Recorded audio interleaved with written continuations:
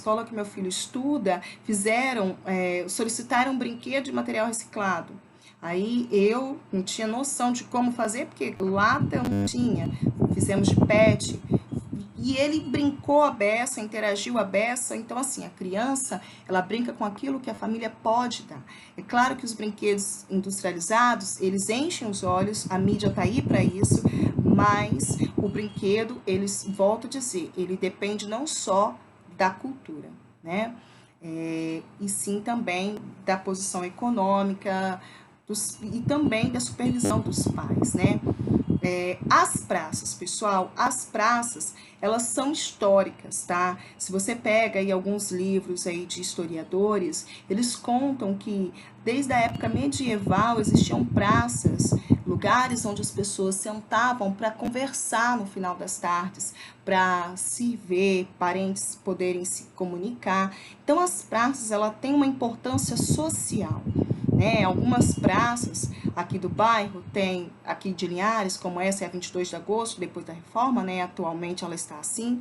Existem área para idosos fazerem exercício, crianças brincarem, mas todos os bairros têm praça? Nós já falamos sobre isso, né? Nem todos os bairros têm praça. Muitos bairros não têm onde a criança brincar, ela não tem área de lazer. E isso é um problema. Muitas das vezes ela tem um espaço destinado da prefeitura, mas que está tomado pelo mato. E muitas das vezes é os moradores quem vão lá arborizar para se tornar um ambiente pelo menos bonito e que não atraia vetores, né, insetos. As praças, então, é uma das coisas que a BNCC aponta. A moradia, as praças, um bairro, ele precisa ser projetado. Antes de se fazer um bairro, você tem que projetar. Existem leis que regulamentam a habitação, leis de 79, inclusive 78, que vão dizer sobre isso. A pessoa que vai fazer um residencial, ela tem que deixar ruas, área para parque, né, para lazer, para escola, para posto. Essas ruas, elas têm que ter uma delimitação. E muitas das vezes isso não acontece. Por quê? Porque são habitações irregulares, de pessoas que invadiram matas, que invadiram encostas e fizeram ali as suas habitações de forma clandestina, né? Então, as praças é um local que deveriam existir em todos os bairros, porque isso é um local onde o ser humano estabelece relação com outro ser humano, onde a sociedade acontece, né? É o espaço geográfico da sociedade. Ao planejar um bairro, então, é o que eu disse, né? Escola, posto de saúde, pavimentação, tá? Pavimentação não é luxo, não, é necessidade. Instalação de água e rede de esgoto.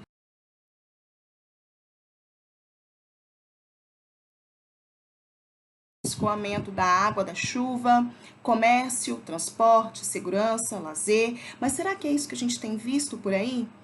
A gente presenciou a inauguração daquele residencial lá, né, Rio Doce, indo para Pontal, aqui em Linhares, onde ainda não tinham feito escolas, entregaram as casinhas, e a escola mais próxima era 5 quilômetros. Como que aquelas crianças iriam estudar? Será que é justo isso? Elas terem que viajar por andar tantos quilômetros para ir para a escola, para uma escola que ainda não tinha capacidade de aportar tantos alunos novos assim. Então, antes de criar um bairro, eu preciso pensar em condições básicas, que é a saúde, que é a educação. E projetar esse bairro para que essas pessoas possam ter uma moradia mais digna, né? No decorrer desses slides, tem várias práticas de ensino, que são sugestões que vocês podem estar fazendo no decorrer do trabalho de vocês, quando vocês estão funcionando a teoria das videoaulas com a prática, tá? De geografia, certo? São atividades que estão relacionadas às videoaulas e que vão ajudar vocês a compreender melhor os assuntos. Mas essas videoaulas aqui, elas não isentam vocês de ler o material, de buscar maiores informações. Vocês são coautores do conhecimento de vocês. Eu não sou a detentora do saber, às vezes eu posso trocar um termo, às vezes eu posso me confundir, eu sou um ser humano que erra também. E eu admito isso, agradeço quando me mostram isso, mas cabe a vocês também buscarem, estudarem, se esforçarem, ainda mais que estamos num regime EAD por enquanto, né? As leis, pessoal, a BNCC, ela pede que se trabalhem com os alunos as leis, para que eles possam entender como é que funciona o nosso país, né? O nosso país foi uma monarquia, primeiro foi uma colônia, né? Depois ele se tornou elevado como um país, com um rei, era monarquia, aí mudou, veio o regime da república, regime político republicano, né? Houve, de 64, 68, até a década de 70, houve o período da ditadura militar, em que a república, ela dá lugar ela foi, na verdade, tomada, né? O golpe militar, esses militares, eles tomam o poder até chegar ao alto institucional, AI-5, que fecha o Senado, os deputados e com a luta do povo pedindo diretas já, né, do povo estudantil, mas principalmente de outros partidos políticos que insuflaram o povo para fazer as diretas já. É importante mostrar que o nosso povo, infelizmente, não tem criticidade para ir para as ruas brigar pelos seus direitos por si próprios. Eles, na verdade, são insuflados, estimulados por demais partidos políticos, A, B ou C, que não vem ao caso agora, que instigam líderes comunitários, pessoas que têm espírito de liderança, para juntar um motim para ir para as ruas. Foi assim nos Cara Pintadas, nas Diretas Já, foi assim no Brasil Acordou, aquele movimento que nós tivemos recentemente, e é assim, infelizmente, tá? O povo por si só, ele não tem essa visão, essa autonomia. Ele precisa de alguém por trás insuflando, tá? E isso é ruim, porque o povo se torna, marionete, né? Ele fica agindo inspirado por alguém que tem noção do que está fazendo, que está fazendo uma jogada política, e o povo fica sendo uma marionete na mão desses outros partidos, dessas outras pessoas. Então, as leis elas existem para regularizar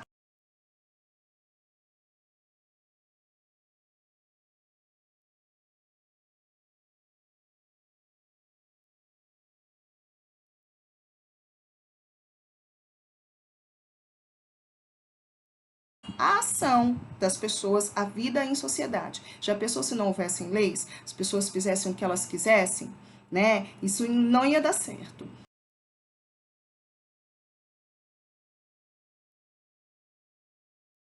As pessoas iam passar por cima do direito dos outros, elas iam ser mais egoístas, elas iam ferir o direito do outro, nós teríamos um caos.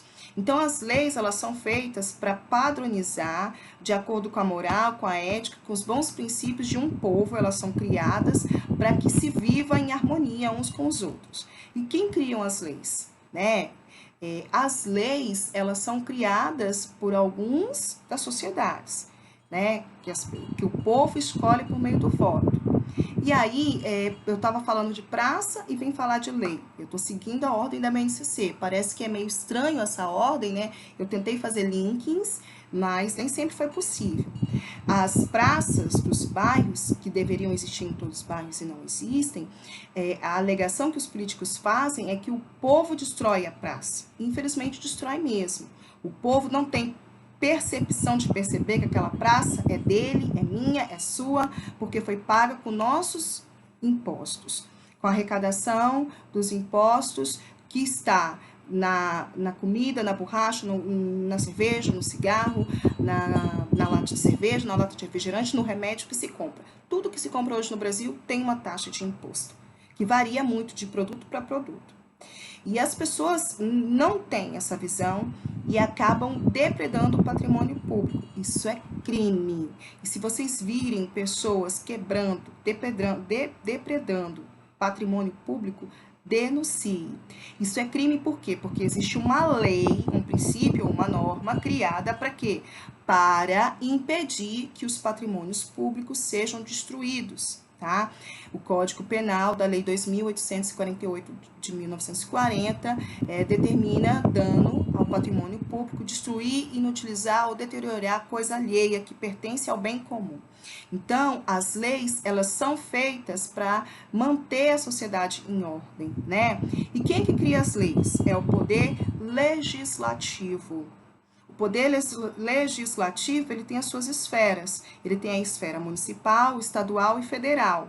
Na esfera municipal são quem? Os vereadores. Na esfera estadual, os deputados estaduais. Na esfera federal, nós temos deputados federais e os senadores. São eles quem vão criar as leis. E é daí a importância da gente mostrar para o aluno que eu preciso escolher bem as pessoas que eu vou votar. Que o meu pai, minha mãe, os adultos maiores de 16 anos precisam olhar o seguinte: essa pessoa que é candidato a vereador, a deputado, a senador, tem estudo?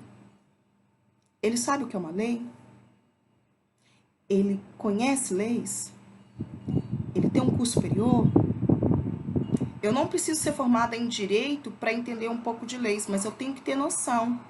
Será que uma pessoa analfabeta, semi-analfabeta, que não terminou o ensino médio, vai ter condição de fazer boas leis? De legislar a favor do povo?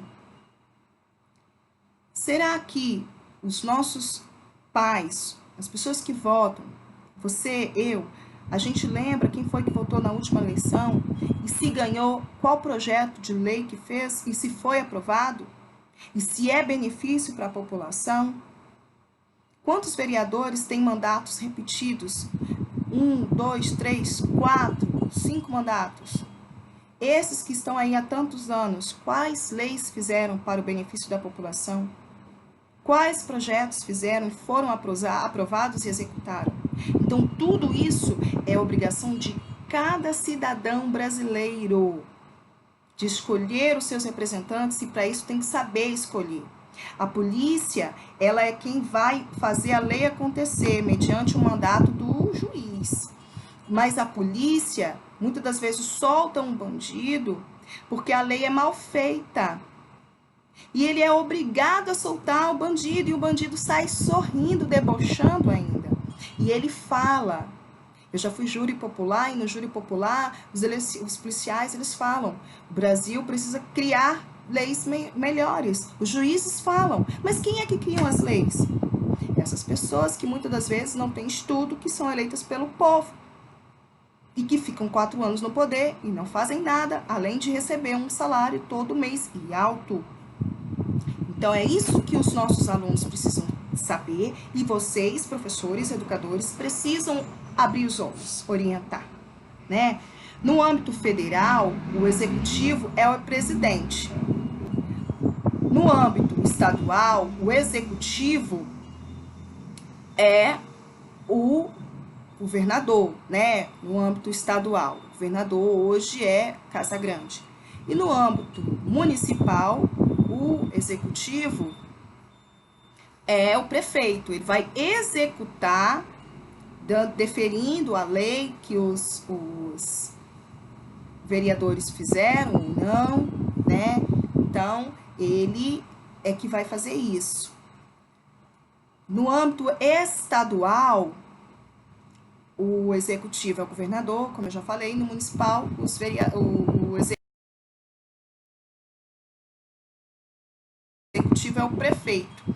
O legislativo, eu já falei lá atrás, que são os vereadores, né? Quando os vereadores aqui de Linhares aumentaram o próprio salário, mediante aquela crise toda, e que o povo pressionou, eles voltaram atrás.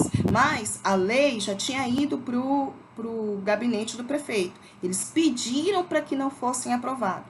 Caso o prefeito tivesse sido deferido, aprovado, eles tinham aumentado o salário. O prefeito não assinou, então eles recuaram, aquele projeto perdeu a serventia.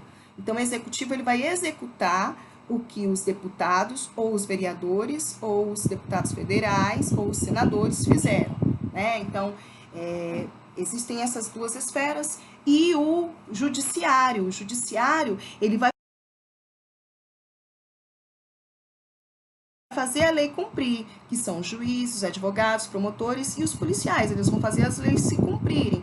O juiz viu a situação, viu que a pessoa infringiu a lei, ele vai dar ali, né, o seu parecer, prisão ou pagamento de multa. Quem vai fazer aquilo ali se cumprir? A polícia. Então, o judiciário, ele vai fazer a lei cumprir. É outra esfera da nossa sociedade. Né? É como se fosse, de forma análoga, o professor pode auxiliar os alunos a construir normas de convivência em sala de aula. Eu vejo muitos professores fazendo isso na primeira semana de aula, isso é muito bom.